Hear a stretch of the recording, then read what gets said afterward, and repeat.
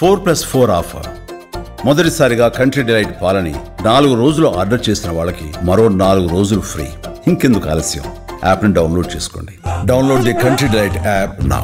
BRS నుంచి కాంగ్రెస్లోకి వెళ్లిన 10 మంది ఎమ్మెల్యేలపై అనర్హత వేటు వేయాలి, ఆయా స్థానాల్లో ఉప ఎన్నికలు నిర్వహించాలి అనేది బీఆర్ఎస్ డిమాండ్. కానీ రీసెంట్గా రేవంత్ రెడ్డి అసెంబ్లీలోనే ఒక స్టేట్మెంట్ ఇచ్చేశారు సార్. బీఆర్ఎస్ ఎమ్మెల్యేలు పార్టీ ఫిరాయించినా ఉప ఎన్నికలు రావు అంటూ అర్థం వచ్చేలా ఆయన మాట్లాడారు. సో దీని మీద సుప్రీంకోర్టు కూడా చాలా ఘాటుగా వ్యాఖ్యానించింది సార్. ఉప ఎన్నికలు రావని సీఎం అనడం 10th షెడ్యూల్ను అవమానించడమే. ఇలాంటివి పునరావృతం చేయొద్దు, కోర్టు ధిక్కరణ ఉత్తర్వులు ఇవ్వగలం కానీ నిదానిస్తున్నాము అని చెప్పేసి. సో ఈ రేవంత్ వ్యాఖ్యలు కోర్టు ధిక్కరణ పరిగణలోకి వస్తాయా అంటే?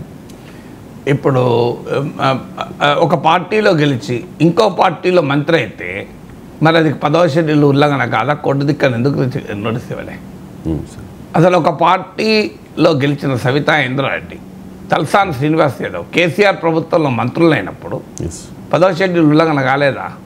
అసెంబ్లీలో ముఖ్యమంత్రి ఒక పొలిటికల్ స్టేట్మెంటే కోర్టు ధిక్కరణ అయితే, 10వ షెడ్యూల్ ఉల్లంఘన అయితే ఒక స్టేట్మెంట్, అది అసెంబ్లీలో ఒక పొలిటికల్ స్టేట్మెంట్, ఉప ఎన్నికలు రావు అన్నది. సో సుప్రీంకోర్టు ఇలా తీర్పు చెప్తుందని చెప్పాడా? సుప్రీంకోర్టు ఇలా తీర్పు చెప్తుంది అని కనుక ముఖ్యమంత్రి చెప్పితే డెఫినెట్గా రాంగ్, అది కంటెంప్ట్ ఆఫ్ కోర్ట్ అవుతుంది. ఉప ఎన్నికలు రావు అనే నమ్మకం, అది ఆయన ఆశాభావం ఏమున్నది, నమ్మకం. ఉప ఎన్నికలు వచ్చేలా తీర్పు చెప్పండి, అయిపోతుంది కదా, ముఖ్యమంత్రి డిస్ప్రూవ్ అయిపోతాడు కదా.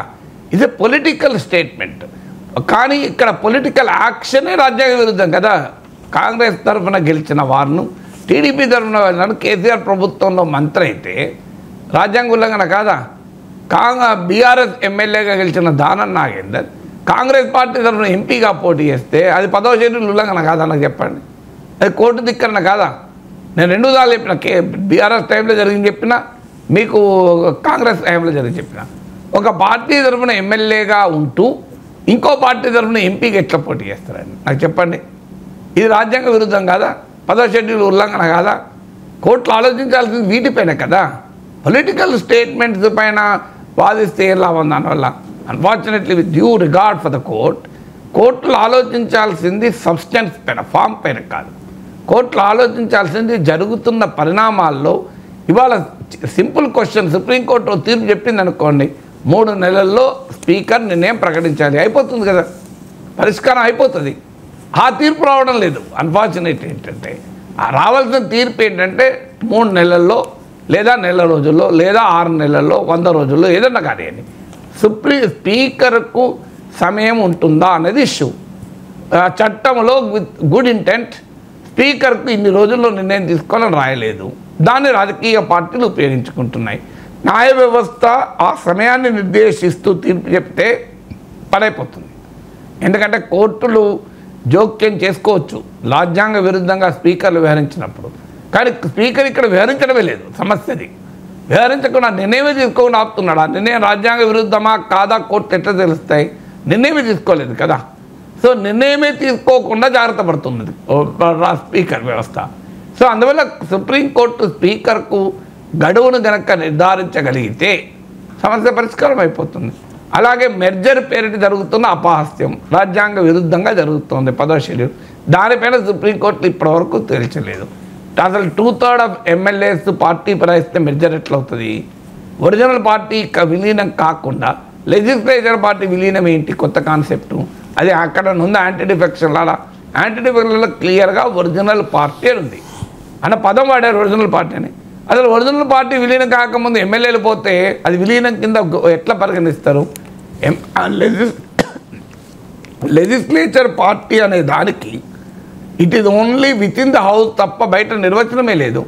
లెజిస్లేచర్ పార్టీ నాయకుడు బీఫారంలు ఇస్తాడా? ఎన్నికల్లో పోటీ చేస్తానికి కాంగ్రెస్ పార్టీ అభ్యర్థులందరికీ రేవంత్ రెడ్డి బీఫామ్ ఇచ్చాడు, కానీ సిఎల్పి నేత బట్టి విక్రమార్క బీఫామ్ ఇచ్చాడా? సింపుల్ కామన్ సెన్స్ కదా ఇది. సో అంటే లెజిస్లేచర్ పార్టీ అనేది లేనే లేదు కదా. It is only for the purpose of the legislature, అంతే. ఆ లెజిస్లేచర్లో కోఆర్డినేట్ చేసుకోవడానికి ఓ పార్టీ ఉంటుంది అంతే. అది బయటకు సంబంధమే లేదు అసలు.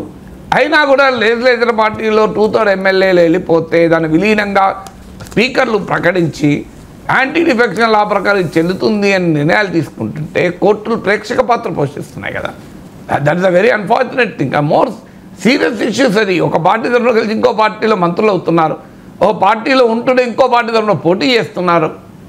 అసలు ఈ 2/3 విలీనం అని ఎక్కడా రాజ్యాంగ విరుద్ధంగా రాజకీయ వ్యవస్థ అన్వయిస్తోంది. పార్లమెంట్లో తెలుగుదేశం పార్టీ, పార్లమెంటరీ పార్టీ బీజేపీలో విలీనం నుంచి మొదలుకొని కాంగ్రెస్, టీడీపీ, లెజిస్లేచర్ పార్టీ విలీనమే. నాకు ఇప్పటికీ అర్థం కాదు. కాంగ్రెస్ పార్టీ ఎప్పుడో విలీనం అయిపోయింది బీఆర్ఎస్లో. మళ్ళీ ఆ కాంగ్రెస్ ప్రభుత్వం ఎట్లుంది? కామన్ సెన్స్ చెప్తుంది కదా ఇది. మీరు ఒకసారి కాంగ్రెస్ ఎమ్మెల్యేలు బీఆర్ఎస్లో చేరినప్పుడు స్పీకర్ ఇచ్చిన రూలింగ్ ఏంటి? శాసనమండలి చైర్మన్ ఇచ్చిన రూలింగ్ ఏంటి? కాంగ్రెస్ లెజిస్లేచర్ పార్టీ విలీనం అయిపోయింది. ఇంకా మనకి కాంగ్రెస్ పార్టీ విలీనం వెనక కాంగ్రెస్ పార్టీ ముఖ్యమంత్రి ఎట్లున్నాడు ఇప్పుడు? రేవంత్ రెడ్డి. ఇప్పుడు కాంగ్రెస్ సిఎల్పి ఎక్కడుంది? ఆల్రెడీ సిఎల్పి విలీనం అయిపోయింది కదా. సిఎల్పి బీఆర్ఎస్లో ఎప్పుడో విలీనమైంది. ఇలా సిఎల్పి నాయకుడుగా రేవంత్ రెడ్డిని గవర్నర్ ఎట్లా పిలిచాడు ముఖ్యమంత్రి కమ్మని? ప్రమాణ స్వీకారం ఎట్లా చేయించాడు? అర్థమే లేదు కదా. సిఎల్పి అనేది ఒకసారి విలీనం వెనక మళ్ళీ పుట్టిందా? ఎట్లా పుడుతుంది? సో ఆ లాజిక్ ఉండాలి కదా. ఇంత ఓపెన్గా రాజ్యాంగ ఉల్లంఘన జరిగితే దాన్ని పట్టించుకోకుండా ముఖ్యమంత్రిలో పొలిటికల్ స్టేట్మెంట్. రాజకీయ నాయకులు చాలా మాట్లాడుతుంటారు. ఉప ఎన్నికలు రావని మాట్లాడతారు, వస్తాయని మాట్లాడతారు. ఉప ఎన్నికలు వస్తాయి అని బీఆర్ఎస్ వాళ్ళు మాట్లాడుతున్నారు. అది మరి అది కూడా రాజ్యాంగ విరుద్ధమైతే సుప్రీంకోర్టు తీర్పు చెప్పిందా? సుప్రీంకోర్టు తీర్పు చెబితే సుప్రీంకోర్టు స్పీకర్కు గడువు విధిస్తే ఆ గడువులోగా స్పీకర్ నిర్ణయాన్ని బట్టి, స్పీకర్ నిర్ణయం తీసుకోకపోతే కోర్టు నిర్ణయం బట్టి ఉప ఎన్నికలు రావడమా రాకపోవడం ఉంటాయి. ఉప ఎన్నికలు రావు అని రేవంత్ రెడ్డి అన్న మాటలు రాజ్యాంగ విరుద్ధమైతే అది కోర్టు ధిక్కరణ కిందికి వస్తే, ఉప ఎన్నికలు ఉంటాయి అనడం కూడా కోర్టు ధిక్కరణ కిందికి వస్తారట. ఎందుకంటే సుప్రీంకోర్టు ఏ తీర్పు చెప్పముందు ఎట్లా చెప్తారు ఉప ఎన్నికలు ఉంటాయని? ఉప ఎన్నికలు ఉంటాయని ఎట్లా చెప్తారు? సుప్రీంకోర్టు తీర్పు చెప్పిందా? అంటే కోర్టు తీర్పు చెప్పకముందు ఉప ఎన్నికలు రావన్నా కోర్టు ధిక్కరణ అయితే, వస్తాయన్నా కూడా కోర్టు ధిక్కరణ అవుతుంది. అందులో శాసనసభ లోపల మాట్లాడడానికి ఇంకా ఫ్రీడమ్ ఉంటుంది, బయట మాట్లాడడానికి అసలు ఫ్రీడమ్ ఉండదు. రోజు బీఆర్ఎస్ నాయకులు చెప్తలేరు ఉప ఎన్నికలు వస్తాయని. మరి ఎట్లా చెప్తున్నారు? వాళ్ళందరూ కోర్టు ధిక్కరణ పాల్పడినట్టేనా? Contempt of court. రాజ్యాంగం ప్రకారం శాసనసభలో మాట్లాడిన దానిపైన కోర్టు కేసులే పెట్టరు. అది కోర్టు ధిక్కరణ ఎట్లా అవుతున్నారు? నిజంగా అర్థం కాదు. With all regard for supreme court judge, అసలు ఒక శాసనసభ వేదికలో మాట్లాడిన దాన్ని it is beyond judicial review. న్యాయ సమీక్షకే అవకాశం లేదు. న్యాయ సమీక్ష అవకాశం కంటెంప్ట్ ఆఫ్ కోర్టు ఎట్లా వస్తుంది? నాకు నిజంగా అర్థం కూడా కావడం లేదు విత్ మై లిమిటెడ్ నాలెడ్జ్. కానీ న్యాయ సమీక్షే లేనప్పుడు కోర్టు ధిక్కరణ అనే ప్రశ్నే ఉత్పన్నం కాదు కదా. ఇంకా కావాలంటే చెప్పచ్చు, కోర్టు పరిధిలో ఉన్న సెన్సిటివ్ అంశం పైన ముఖ్యమంత్రి మాట్లాడి ఉండకపోతే బాగుండేదని కోర్టు అంటే నేను ఒప్పుకుంటుంది. ఎందుకంటే న్యాయ వ్యవస్థకు శాసన సభకు మధ్య ఆ ఎగ్జిక్యూటివ్ అంటే రాజ్యాంగ 3 అంగాలైన ఎగ్జిక్యూటివ్, లెజిస్లేచర్, జ్యుడిషియరీ మధ్య ఆ రిస్ట్రెయింట్ ఉండడం అవసరం. సో డెఫినెట్గా రేవంత్ రెడ్డి ఆ రిస్ట్రెయింట్ పాటించి ఉంటే బాగుండేది అని కోర్టు కనుక వ్యక్తం చేస్తే కరెక్ట్. అది కోర్టు ధిక్కరణ మోపచ్చారు. కోర్టు ధిక్కరణ ఎట్లా మోపుతారు? కోర్టు సమీక్షించిన రాదు. అసెంబ్లీ లోపల మాట్లాడిందని కోర్టులు సమీక్షించనే రావు కదా. సమీక్షించినప్పుడు కోర్టు ధిక్కరణ ఎక్కడికి వస్తుంది? అవకాశమే లేదు కదా. కోర్టు ధిక్కరణ అదైతే ఉప ఎన్నికలు రావన్నది కోర్టు ధిక్కరణ అయితే, వస్తాయని కూడా కోర్టు ధిక్కరనే. రావని అయినట్లు అయిపోయింది, వస్తాయని ఈయనట్లు అయిపోయింది. కోర్టే తీర్పు చెప్పండి. అందులో అసెంబ్లీ లోపల అయిపోయిన దానికన్నా బయట అయిపోయిన దానికి మొదలు కోర్టు ధిక్కరణ అవుతుంది కదా. అందువల్ల వి డోంట్ నో, అది కోర్టు జడ్జిమెంట్ కాదు, జడ్జి స్టేట్మెంట్, వ్యాఖ్య అంటున్నారు కనుక ఇంతకంటే ఎక్కువ మనం మాట్లాడలేం. ఎందుకంటే we have very high regard for judiciary. Yes sir.